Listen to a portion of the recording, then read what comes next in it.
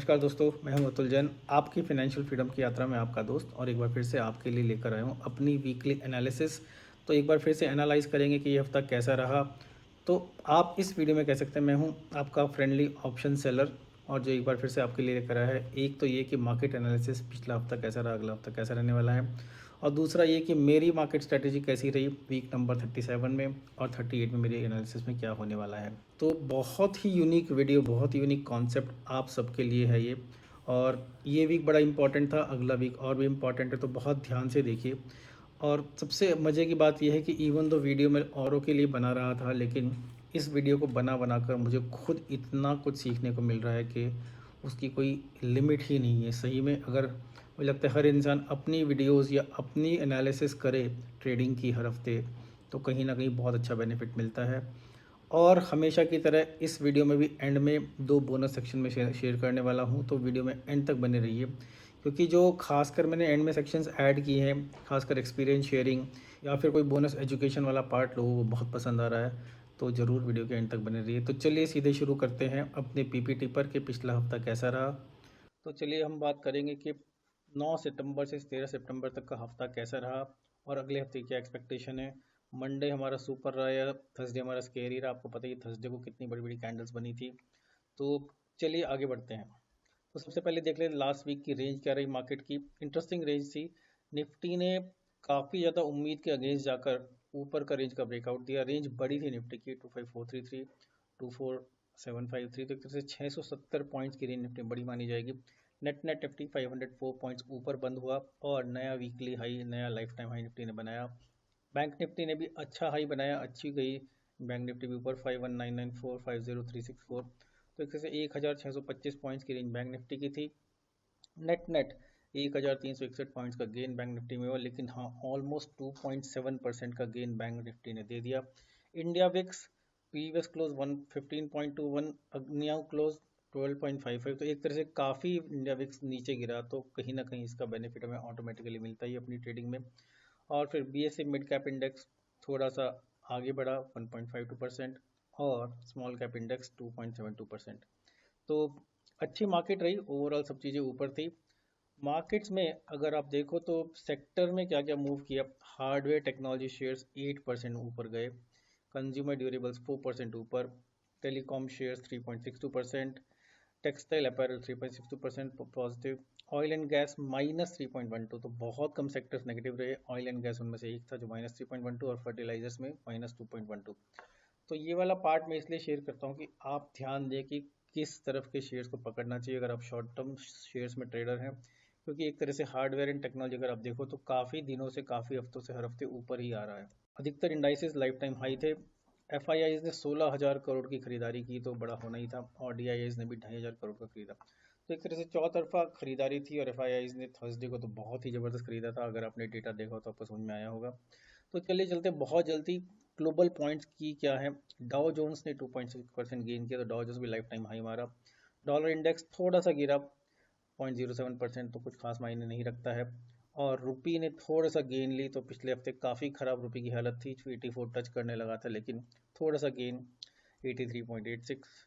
और crude oil काफ़ी ज़्यादा नीचे चल रहा है, और फिलहाल 1.62% का गेन था, लेकिन क्रूड ऑयल नीचे रहना हमारी मार्केट के लिए अच्छा है, और नीचे ही है 70 के नीचे का लेवल क्रूड ऑयल के लिए हम काफ़ी अच्छा मानेंगे अपनी मार्केट के लिए। ग्लोबल मार्केट्स बुलिश हैं। और अगर आप देखो तो अगला हफ्ता ग्लोबल मार्केट के लिए बहुत बहुत इंपॉर्टेंट है, क्योंकि यूएस में फेड का रेट कट का डिसीजन आने वाला है, तो सबकी नज़रें फेड के रेट कट पे ही हैं कि कितना करेंगे, 0.25 करेंगे कि 0.5 करेंगे। बड़े स्टॉक्स में बड़ा गेन किन किन शेयर्स में रहा। ऑरेकल फाइनेंशियल्स 13% ऊपर चढ़ा, 9,000 रुपये का शेयर हो गया है। Bajaj auto 8.38%।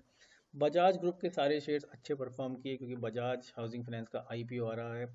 JSW Energy 8.27% positive, Bharti Airtel 6.18% positive, Wipro 5.65% positive. अगर आप देखो तो डिफरेंट सेक्टर्स में शेयर्स काफ़ी इस बार हैं, थोड़े मैंने कम यहाँ पे दिखाए हैं, लेकिन 5% से ज़्यादा पॉजिटिव होने वाले large cap shares, 1 lakh crore से ज़्यादा की इन्वेस्टमेंट वाले बात कर रहा हूँ, बहुत ज़्यादा हैं। थोड़े पॉपुलर शेयर्स मैंने यहाँ दिखाए हैं। Axis bank 5% positive. कौन से बड़े शेयर्स में बड़ा लॉस हुआ अगर आप देखो तो obviously PFC, RFC, number REC. PFC में -8.4%, ICICI लॉम्बार्ड -6.64%, REC में -6.54%। तो अच्छा लॉस था कुछ शेयर्स में, ONGC -5.52। तो ऑब्वियसली ऑयल सेक्टर भी डाउन था, क्योंकि ऑयल के प्राइसेस कम है तो कई कंपनीज को नेगेटिव इम्पैक्ट उससे पड़ता है। टाटा मोटर्स -5.46, ये हमारा one of the favourite shares है। ये भी थोड़ा डाउनवर्ड ट्रेजेक्टरी दिखा रहा था पिछले हफ्ते। तो क्योंकि कई ऑटोमेकर्स का डेटा आया है कि इन्वेंट्री बहुत ज़्यादा है, तो इन लोगों ने थोड़े डिस्काउंट्स देने शुरू कर दिए, तो उसकी वजह से टाटा मोटर्स थोड़ा नीचे रहा। तो चलिए अब बड़े सेक्शन की बात करते हैं, हमारी ट्रेडिंग कैसी रही ऑप्शन राइटर्स पर्सपेक्टिव से। बड़े बड़े मूव आए, खासकर थर्सडे के हमने मैनेज किया, कैसे हमने मैनेज किया सब आपको बताएंगे। तो शुरू करते हैं। अगर आप देखो तो ये है हमारा निफ्टी का चार्ट, हर कैंडल एक एक घंटे की है, और पिंक कलर के अंदर ये हमारा उससे पहला वीक, ये प्रीवियस वीक, और ये लास्ट वीक। तो लास्ट वीक हमारा अगर आप देखो तो बहुत बड़ी रेंज लास्ट वीक निफ्टी ने हमें दी है। और अगर इस रेंज की बात करें तो खासकर अगर हम जाएं अपने थर्सडे पर, तो थर्सडे में 2 बजे से 3 बजे ये दो कैंडल्स इतनी बड़ी हैं, 25,000 से ऑलमोस्ट 25,400 तक की। तो इन दो कैंडल्स में 400 450 पॉइंट्स का गेम हो गया, जो कि बहुत बड़ा मूवमेंट है। तो लेकिन नेट नेट अच्छी खुशी की बात मार्केट के लिए ये है कि नया लाइफ टाइम हाई बनाया है, नया लाइफ टाइम हाई पर बंद दिया है वीक लेवल पे, अगर आप देखो तो ये भी अच्छी बात है। तो मार्केट बुलिश मोमेंटम कंटिन्यू हो रहा है, तो हर तरह से मार्केट के लिए अच्छा ही है। उसी हिसाब से अगर इंडिया विक्स देखें तो इंडिया विक्स नीचे गिरता जा रहा है, मार्केट ऊपर जाती है तो विक्स नीचे गिरता है। तो बहुत दिनों के बाद इंडिया विक्स 12.5% के पास बंद हुआ है। तो ऑब्वियसली विक्स नीचे गिरता है तो खड़ी पोजीशंस में हमें प्रॉफिट होता है, बिना कुछ के प्रॉफिट बन जाता है, क्योंकि हम ऑप्शन सेलर हैं। जैसे ऑप्शन बायर्स को नुकसान होता है क्योंकि उनके प्रीमियम्स कम हो जाते हैं। तो चलिए अब इन दोनों को मिलाकर देखते हैं क्या हुआ। लेकिन हाँ, अगर आप देखो तो इस वीक इंडिया विक्स, जैसे मैंने पहले बताया था, 70% टूटा। तो एक तरह से अगर आप देखो तो 15.5 से गिरता गया लगातार, और फाइनली हम पहुंच गए 12.5 पर। तो 70% विक्स का टूटना ऑप्शन सेलर्स के लिए अच्छा होता है, क्योंकि अगर पोजीशन हमारी खड़ी है तो चलिए एक बार फिर से हम लोग आ गए अपनी निफ्टी दिखाने में। तो 26 से 30 अगस्त, 2 से 6 सितंबर, 9 से 13 सितंबर, तो ये हमारा करंट वीक है निफ्टी में। अगर हम इसको अब ओवरलैप करें इंडिया विक्स से, इंडिया विक्स के साथ चीज़ों को देखना बहुत ज़रूरी है। तो इंडिया विक्स अगर पिछले हफ्ते का देखो तो देखिए, एक चीज़ हमेशा याद रखिए, ये पिछले हफ्ते का है, ये इस हफ्ते का है, थोड़ा ओवरलैप किया है मैंने। और इंडिया विक्स हमेशा निफ्टी की मिरर इमेज टाइप का लगता है, मतलब निफ्टी जिधर जाएगा विक्स उसका उल्टा जाएगा। तो अगर हम देखें तो पहले इस हफ्ते पहले इंडिया विक्स लगातार गिरता गया, जैसे जैसे निफ्टी चढ़ता गया, राइट। निफ्टी चढ़ रहा है तो विक्स गिर रहा है, तो अभी विक्स का लो लेवल इतना लो हो गया है कि बहुत मुश्किल है इससे और ज़्यादा नीचे गिरना विक्स का। तो ये चीज़ ध्यान रखिए आप। तो चलिए देखते हैं कि इस पूरी सिचुएशन में हमारी ट्रेडिंग कैसी रही। तो अगर आप देखिए, ये थोड़ा मिरर इमेज आपको दिख रहा है ना, बिल्कुल ऐसा लगेगा कि शीशे के आगे हमने निफ्टी और इंडिया विक्स को खड़ा कर दिया है, एक दूसरे के ऑपोजिट दिखते हैं। तो चलिए वीक की एनालिसिस करते कैसा था। तो ये 9 तारीख की बात है। 9 तारीख से पहले आपको एक बार केवल मैं निफ्टी दिखाना चाहता हूँ कहाँ था। तो अगर आप देखो कि निफ्टी हमारा नीचे से ऊपर चढ़ता गया, लेकिन 9 तारीख को निफ्टी बहुत छोटी रेंज में मूव किया। तो ये छोटी रेंज में मार्केट का मूवमेंट होता है तो हमें फ़ायदा होता है। और अगर आपको याद होगा, मैंने बोला था कि पिछले हफ्ते हमारी सिचुएशन बहुत टाइट थी, तो पूरा पैसा लगा हुआ था। तो उसके बाद अगर मंडे को हमें फेवरेबल मूव मिल जाए तो गेन बहुत ज़बरदस्त होता है। तो अगर हम वापस चले तो देखिए, निफ्टी ये हमारा विक्स है, इंडिया विक्स ऊपर से नीचे गया, निफ्टी हल्का सा नीचे से ऊपर गया, तो उसका 9 तारीख को हमें भयंकर बेनिफिट हो गया। और आप बिलीव नहीं करेंगे, 1.76% का हमें प्रॉफिट हो गया। तो एक तरह से मेरे लिए one of the best days माना जाएगा ये, कि जब निफ्टी इतना स्टेबल रहे तो ऑटोमेटिकली इंडिया विक्स गिरता है। तो पूरे हफ्ते में इंडिया विक्स के गिरने का तो बेनिफिट मिला ही, मार्केट ऊपर चढ़ती है तो विक्स वैसे भी गिरता है। तो ये हमारा सिचुएशन था पिछले हफ्ते का, और खासकर मंडे का।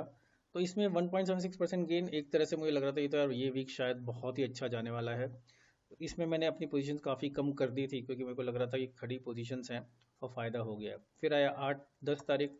10 तारीख को अगर आप देखो तो निफ्टी कंसिस्टेंटली थोड़ा सा और ऊपर गया, और 10 तारीख की रेंज अगर आप देखो तो बिल्कुल फ्लैट के जैसा खुला निफ्टी, थोड़ा ऊपर जाके फिर बाद के 2 घंटे में हल्का सा नीचे आया।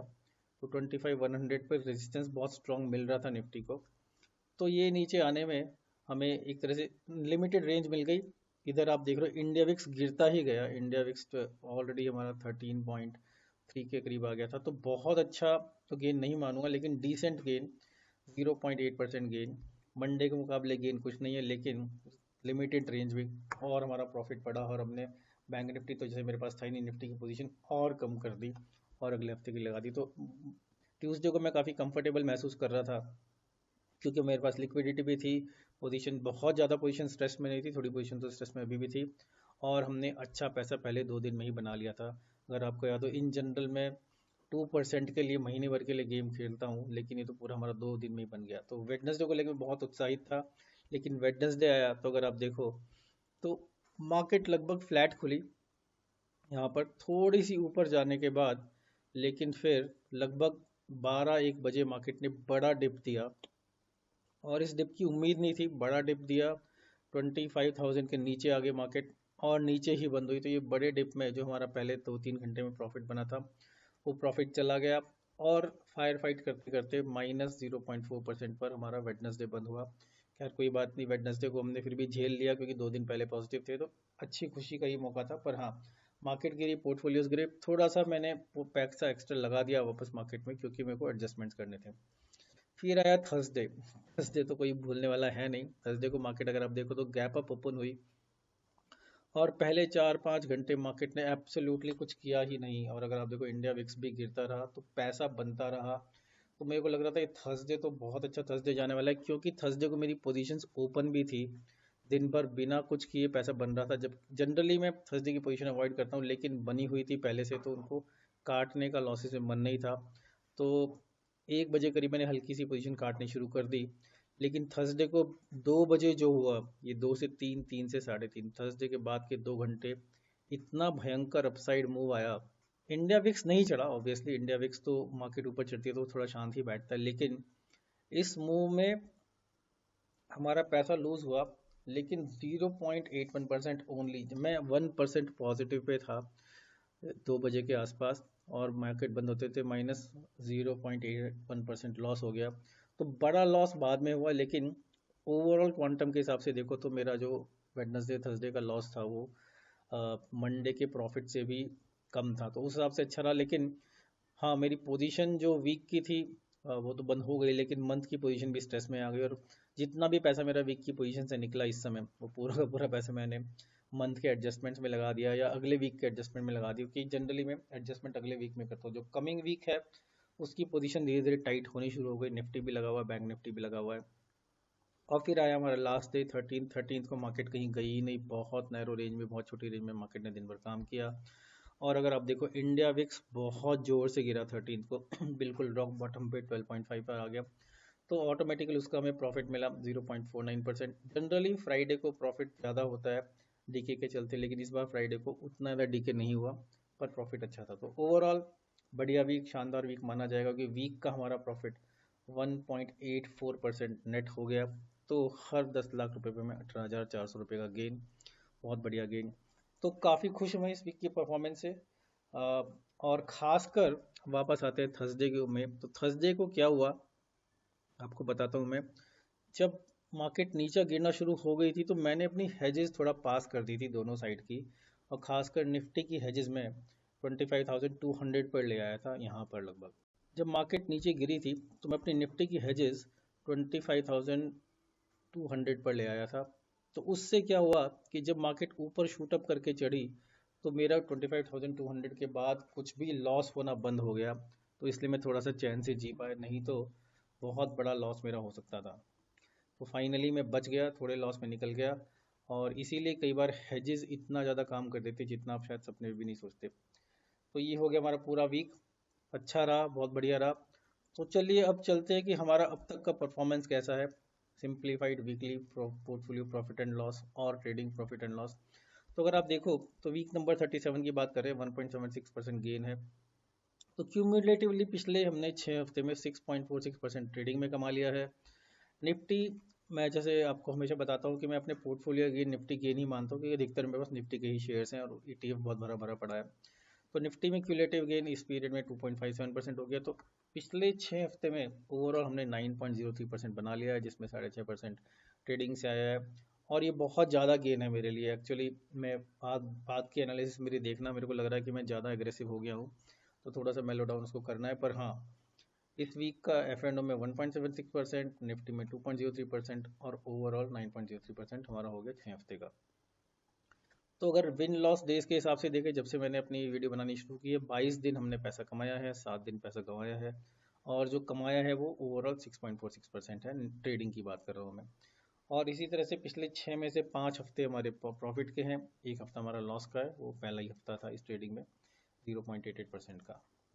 तो इस बार जैसे मैंने आपको बोला कि हेजेस ने हमें थर्सडे को बचा लिया, तो कई बार हम हेजेस को भूल भी जाते हैं, एक दो बार मेरे साथ भी हुआ, लेकिन इस बार थैंकफुली हेजेस ठीक थी। इनफैक्ट मैंने जैसे जैसे पोजीशन काट रहा था तो पोजीशन के साथ हेजेस भी काटता जा रहा था।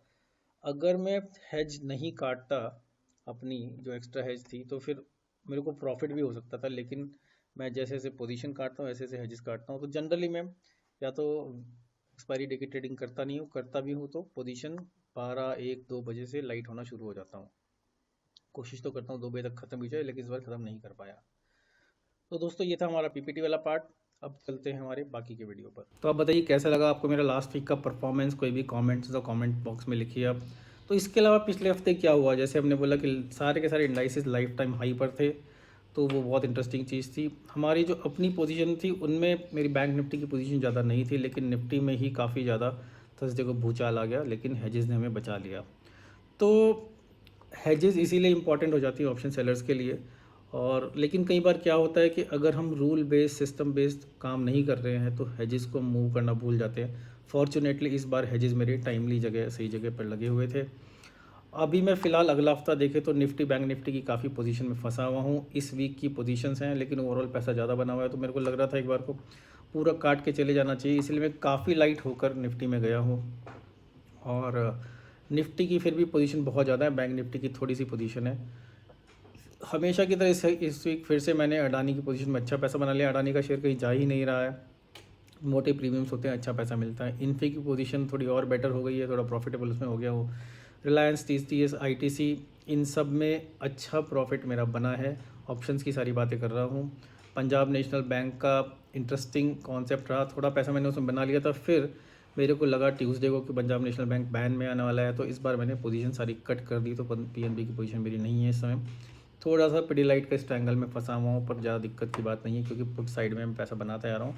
पिडीलाइट का शेयर ऊपर जाते जा रहा है। अगले हफ्ते का आउटलुक, विक्स कम है, लेकिन मेरे को लग रहा है मार्केट वॉलेटाइल रहेगी यूएस के फेड रेट के रिजल्ट की वजह से, तो ध्यान रखिए, वो चीज़ इंपॉर्टेंट है।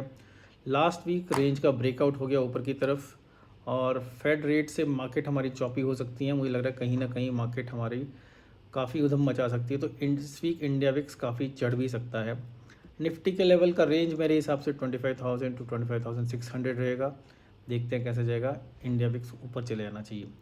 तो अगले वीक का सेटअप जो हमारा है, ओके, 16 से 20 सितंबर की बात कर रहा हूँ, काफ़ी क्रिटिकल वीक आ रहा है। हर सारे वीक ही क्रिटिकल लगते हैं। अब मेरे लिए क्रिटिकल ज़्यादा इसलिए क्योंकि पोजीशन मेरी बड़ी है, भले ही मैंने कितना भी कम कर दिया फिर भी पोजीशन है, और फंसी हुई पोजीशन है, स्ट्रैडल पोजीशंस हैं। रिवर्स स्ट्रैडल नहीं है, लेकिन हाँ, निफ्टी का थोड़ा सा पार्ट मेरा इन द मनी है, पर उसका अगेंस्ट मैंने पुट्स ज़रा ज़्यादा लगाई भी हैं। तो कैपिटल मेरी 30% कैपिटल हाथ में है, तो काफ़ी लेवरेज है मेरे पास हाथ में, अगर एडजस्टमेंट्स करने पड़े तो। इस हफ्ते मेरा प्लान नहीं है कि सारा का सारा पैसा लगाऊं, थोड़ा पैसा बचा कर रखूँगा मैं। मुझे लगता है मंडे ट्यूसडे थोड़ा इजी होगा, क्योंकि मार्केट वेट करेगी फेड के रेट कट्स का, अनलेस कोई बड़ी न्यूज़ ग्लोबली आ जाए, कह नहीं सकते। 18 तारीख को उम्मीद है कि फेड का रेट कट का न्यूज़ आएगा, तो हमारा तब तक बैंक निफ्टी की एक्सपायरी हो चुकी होगी। तो 19 का मैं कोशिश करूँगा कि 19 के लिए निफ्टी बिल्कुल ना रखूँ, हल्का फुल्का रखा तो रखा। तो कोशिश मेरी अगले हफ्ते की ट्रेडिंग के लिए ये है कि बड़े एडजस्टमेंट अगर मेरे को करने पड़े ट्रेडिंग की वजह से, तो मैं उसको अगले हफ्ते में करूँगा, और सेम वीक में थोड़ा सा कम पोजीशंस बनाऊँगा, नई पोजीशन तो बिल्कुल नहीं बनाऊँगा। मेरे निफ्टी बैंक निफ्टी के बीच में अगले वीक और उससे अगले वीक के मिला के लगभग 550 लॉट्स की पोजीशंस ओपन हैं। और शेयर्स में, इंडिविजुअल स्टॉक्स में Adani, Asian Paint, Bajaj Finance, Infy, TCS, Pidilite, Reliance, इन सब में ITC, इन सब में मिला के लगभग 100 लॉट्स की पोजीशन ओपन है, और सारे के सारे ही फ़िलहाल स्ट्रैंगल बन चुके हैं। तो मेरे पास इस समय कोई भी वन वे पोजीशन किसी भी स्टॉक में नहीं है, ना पुट साइड में ना कॉल साइड में। किसी किसी में जो स्ट्रैंगल्स हैं वो थोड़े बहुत बायस हो सकते हैं, पर कोई बहुत ज़्यादा खतरे की बात फ़िलहाल नहीं लग रही है। अब मुझे लग क्या रहा है कि अगर मार्केट ज़्यादा वोलेटाइल हो सकते हैं, खासकर इंडेक्स लेवल पर, तो कुछ शेयर्स डिफेंसिव्स ऐसे हैं जो ज़्यादा मूवमेंट नहीं दिखाएंगे, तो उसका हम फ़ायदा ले सकते हैं। इन्फी की पोजीशन में थोड़ा मैं फंसा हुआ था, लेकिन फ़िलहाल वो मेरे को सही लग रहा है। बैंक का स्ट्रैडल है 19 सितंबर का, थोड़ा सा उसको मेरे को देखना पड़ेगा। I think everything should be okay. मेरा एक दिसंबर का भी स्ट्रैंगल बना हुआ है, जो मैंने थोड़ा सा स्ट्रेस में आ गया क्योंकि मार्केट ऊपर गई, तो मैंने अपनी जो पुट साइड की पोजीशन थी वो 23,000 से उठाकर 24,000 पे कर दी हैं, थोड़ी एक्स्ट्रा पुट्स लगा दी हैं। तो ओवरऑल मैं उस ट्रायंगल में प्रॉफिट में हूँ, लेकिन हाँ, निफ्टी में मेरा 26,000 की कॉल्स लगी हुई है, 3 महीने 4 महीने पहले से लगी हुई थी, तो थोड़ा सा उनमें स्ट्रेस है इस समय, क्योंकि लगभग 300 350 का प्रीमियम मैंने कलेक्ट किया था, अभी 500 के ऊपर है। बट बहुत ज़्यादा घबराने वाली बात लग नहीं रही, क्योंकि पुट साइड मैंने अच्छा पैसा कमा लिया है। अब अगले वीक का मेरा ट्रेडिंग का एक्शन क्या रहेगा, तो इस हफ्ते में कोई भी नई कैपिटल इन्फ्यूज़ करने का प्लान नहीं है। जितना ज़्यादा लिक्विड हो सकता है उतना ज़्यादा रहूँगा, रहने को तो 100% रह सकता हूँ, लेकिन आदत है कि बिल्कुल लिक्विड नहीं रहा जाता इंसान से। इस वीक मंडे और ट्यूसडे में कोशिश करूँगा कि इस वीक की सारी पोजीशंस कट कर दूँ। आई होप थोड़ा सा बेनिफिट मिल जाए, क्योंकि इंतज़ार किया है वीकेंड को। कोई भी एडजस्टमेंट अगर करना पड़ा तो कोशिश ये होगी कि एडजस्टमेंट हमारा अगले हफ्ते की पोजीशन में होगा, तो थोड़ा सा कैलेंडर स्प्रेड बन जाएगा। और कोई भी नई पोजीशन अगर मेरे को बनानी है तो मैं कोशिश करूँगा कि अक्टूबर के फर्स्ट वीक में, अक्टूबर के लास्ट वीक में बनाऊँ। तो एक तरह से मेरा अक्टूबर की जर्नी इस वीक शुरू हो जाएगी most likely. Confidence level okay है, अच्छा है, क्योंकि मेरा टारगेट 1% है। मार्केट थोड़ी फंसी धसी हुई है, तो बड़ा टारगेट मिल जाता है। तो एक तरह से ये होगी हमारी पूरी की पूरी ट्रेडिंग एनालिसिस, और अगला हफ्ता कैसा होने वाला है। तो चलिए अब बात करते हैं हमारे स्पेशल सेक्शन की, वीक 38 का बोनस। तो चलिए बात करते हैं वीक 38 के बोनस की। तो इस बार मैं अपनी खुद की स्टोरी शेयर करना चाहता हूँ, बोनस स्टोरी या बोनस लर्निंग कह लीजिए। तो हो क्या रहा है दोस्तों, पिछले 1-2 महीने में हर हफ्ते मुझे रियलाइजेशन थोड़ा थोड़ा हो रहा है कि शायद मैं अपनी पोजीशंस में थोड़ा सा एग्रेसिव होता जा रहा हूँ। यानी कि जो जनरली मैं कोशिश ये करता था कि मंथ में 2% पैसा बनाऊँ, और 2 का 4-5% बन रहा था। तो कई बार क्या होता है कि और जब कंसिस्टेंटली मार्केट दे रही है कई हफ्तों तक, तो इंसान अपने पुराने कभी कभी के लॉसेस भूल जाता है और एग्रेसिव होना शुरू हो जाता है। तो जैसे मैंने देखा पिछले हफ्ते में बहुत इजीली स्ट्रैंगल से स्ट्रैडल में आ गया, थोड़ा सा रिवर्स स्ट्रैंगल भी हो गया। तो कहीं ना कहीं मुझे ये रियलाइजेशन हो रहा है कि शायद मैं एग्रेशन बढ़ा रहा हूँ। थर्सडे को किस्मत अच्छी थी कि हेजेस ने बचा लिया, लेकिन जनरली मेरी पहली पोजीशन आती नहीं थी। तो मेरा इस बार का बोनस स्टोरी अपने खुद को लेके ही है कि 18th और 19th की पोजीशन जो मेरी इतनी एग्रेसिव लगी हुई है, मेरे को उनको मंडे को शुरू होते ही कट डाउन करना है। मतलब क्या हुआ कि मेरे अपने माइंडसेट में देखिए क्या होता है, जब कई किसी चीज़ से इजी मनी आ रहा है, कंटिन्यूसली आ रहा है, हर हफ्ते आ रहा है, तो हम थोड़ा रिलैक्स हो जाते हैं। हम मार्केट उस समय में सरप्राइज़ में एक झटके में ले लेता है। थर्सडे को थोड़ा बच गए, लेकिन एक सरप्राइज़ मार्केट ने दिया था। और उसका हमें पोजीशन फंसी हुई हैं, मंथ एंड की फंसी हुई है, लेकिन ऐसा नहीं है कि कुछ इन द मनी वगैरह है। लेकिन हाँ, जो हमने कॉल 50 रुपये में बेची थी, वो 200 रुपये का भी प्रीमियम उनका बैठा है। तो ये वीडियो बनाते हुए जब मैं सोच रहा था बोनस सेक्शन क्या करूँ, तो मुझे रियलाइज़ हुआ कि काफ़ी सारी पोजीशंस जो मेरी फंसी हुई हैं, वो मेरी अपनी ही माइंडसेट की वजह से है कि तो मेरे को इतना एग्रेसिव नहीं जाना है। तो मेरी अपनी लर्निंग, मेरी अपनी स्टोरी ये है कि अपनी पोजीशंस में थोड़ा सा मेरे को ईज़ आउट होना है। इतना बड़ा जब कैपिटल इंसान का लगता है, करोड़ों रुपए की मैं बात कर रहा हूँ, तो जब इतनी बड़ी पोजीशन बनती है तो स्ट्रेस तो चलता है, लेकिन इतना बड़ा स्ट्रेस भी नहीं होना चाहिए। तो कहीं ना कहीं थोड़ा सा मैं अब ये कोशिश करूँगा आने वाले हफ्तों के लिए पोजीशन को थोड़ा सा लाइटन, थोड़ा सा लूज़ करने का प्लान है। तो थोड़ा स्मॉलर प्रॉफिट बनेगा, छोटा प्रॉफिट बनेगा। लेकिन दोस्तों होता क्या है कि जब आपने कुछ हफ्ते लगातार अच्छा प्रॉफिट बना लिया है, बड़ा प्रॉफिट 2-2% के हफ्ते निकल लिए हैं, तो फिर छोटा प्रॉफिट बनाने में मज़ा नहीं आता। तो कहीं ना कहीं उस माइंडसेट को रोक कर मेरे को वापस अपने छोटे प्रॉफिट के टारगेट पे जाना है, क्योंकि वो ज़्यादा रिलैक्स्ड है, लेकिन पैसा आता वो बुरा नहीं लगता। पिछले 2 महीने लगभग 5% का गेन मुझे हुआ है। ये मंथ भी अच्छा चल रहा है, तो कहीं ना कहीं वो मज़ा इंसान को बिगाड़ देता है, और एक दिन मार्केट झटका देती है तब समझ में आता है। पर पिछले 8-9 महीने से कोई बड़ा झटका ऐसा मिला नहीं है। तो एक चीज़ अच्छी ये है कि जब मैं ये वीडियो बना रहा हूँ, जितनी ज़्यादा एनालिसिस कर रहा हूँ, उतना ही ज़्यादा मुझे समझ में आ रहा है कि अपना गेम क्या है। तो इस हफ्ते का आप बोनस मान लीजिए, इस हफ्ते के आप स्टोरी मान लीजिए। मेरा तो मानना यही है कि आपकी जो भी ट्रेडिंग है, देखिए मैं अपनी एक जर्नलिंग करता हूँ, हर रोज़ का प्रॉफिट लॉस तो मेरे को लिखना ही होता है, तो हर रोज़ के बारे में एटलीस्ट 2 लाइन अपनी नोटबुक में लिखता हूँ कि आज क्या अच्छा रहा, आज क्या बुरा रहा। तो जितना ज़्यादा हम जर्नलिंग करेंगे और फिर ओवरऑल जब मैं वीक लेवल पे आपके लिए वीडियो बना रहा हूँ, तो जितना ज़्यादा डेटा मैं कलेक्ट करके काम कर रहा हूँ, उतना ज़्यादा आपको समझ में आएगा कि आपकी गलती कहाँ है और आपको कहाँ स्लो होना है, कहाँ फास्ट होना है। तो बोनस यही है दोस्तों, अपनी पूरी ट्रेडिंग को हिसाब किताब रखिए, उसकी जर्नलिंग कीजिए और उससे सीखिए।